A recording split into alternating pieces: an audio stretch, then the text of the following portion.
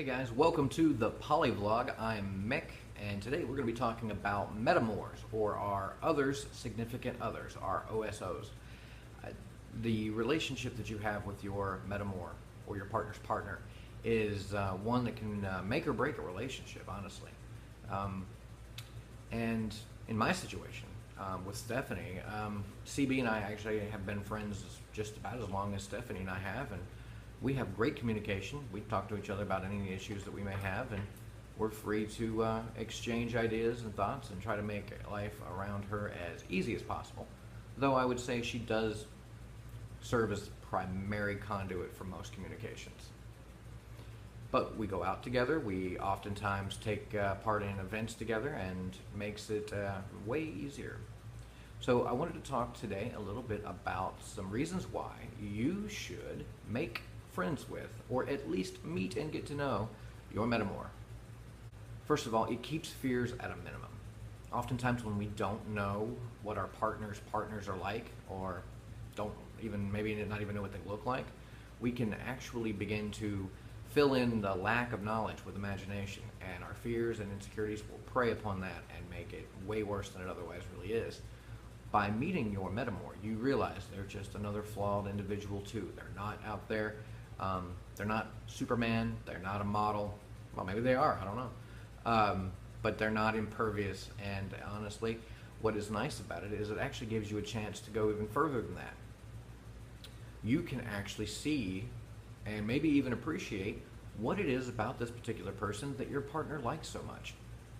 Chances are, if they love you and they love this other person, then there's probably some similarities there that you can find and appreciate. You know, for instance, it's easy for me to say, I can understand why you like him. He's a nice guy. I understand why you like him. He's a funny guy. I understand why you like him. He's an exciting guy. Additionally, sometimes in our local communities, the polyamory community can be very small. And oftentimes it's nice to meet your metamors because it gives you one more person who can understand what it's like to be poly. It gives you someone else to talk to about similar issues, similar topics, and gives you better structure of network in your area. It's nice to have someone that you can rely on, someone who you can talk to about these things without having to scare the normies. You know, the regular people who sometimes get a little freaked out by some of the topics we talk about. So, you know, it's nice to be able to branch out and have someone else you can lean on. Another added benefit, and this is mostly for the hinge person, but we want our partners to be happy, is that it allows for shared time. If you can get along with your partner's partner, then it gives the hinge partner, your partner, a chance to split the time with you and their partner at the same time. So you guys can all go out on a Friday night. She doesn't have to choose one or the other. Makes holidays and vacations much, much easier on them if they can share them with you at the same time. Gives everybody a chance to feel like they're, you know, getting time. And I've noticed this too. It often feels like some of the normal schedules, some of the busy weeks that Stephanie has, it feels like between me and CB and all the family and everything else going on, that we're having a tug of war with Stephanie, and feels like she's you know, unraveling as we pull.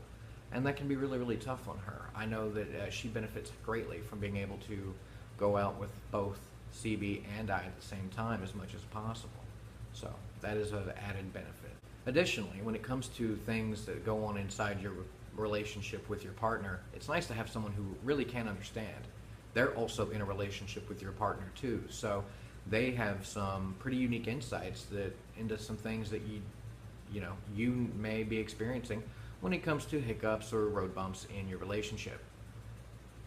It's nice to be able to have someone who you can lean on, someone who you can talk to. Maybe even if it's that particular person's longtime partner, someone who's been through it already before and can kind of give you some insights on how to handle some hiccups in your relationship. And lastly, it creates unity rather than division. In much the same way that oftentimes splitting a time of a hinge person can feel like they're the object of a tug of war, this creates a unity. If you can be friends with your metamor, it creates cohesion in the relationship. You guys can all spend time together as necessary, and it creates an opportunity to strengthen your poly network and your family.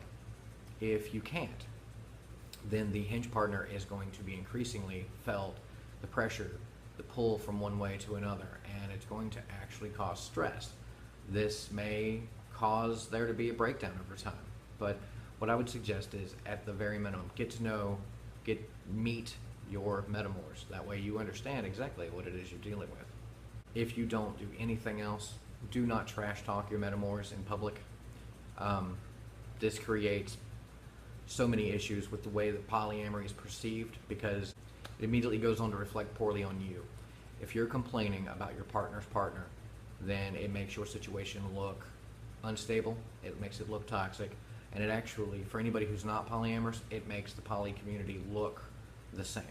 It reflects poorly on the community.